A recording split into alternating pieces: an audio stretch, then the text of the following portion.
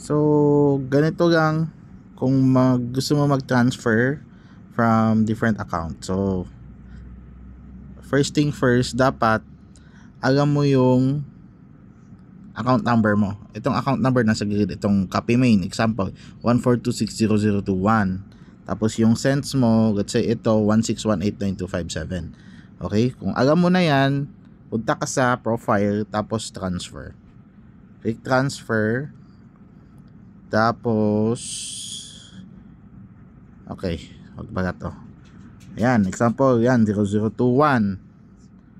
Tapos i-transfer ko sa ayan yung mga account numbers. So dapat tandaan mo lang kung from standard to cents.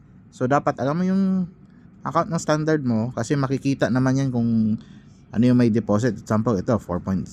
So i-transfer ko to siya to, example, magdagdag ako ng capital sa ano ko, sa copy ko. So ganun lang, transfer lang. Tapos syempre pag cents ka, magigets mo na lang yung value every ano naman yan every 1,000 cents $10. So pwede mo lang ilagay diretso $50 pala, auto convert pala yan.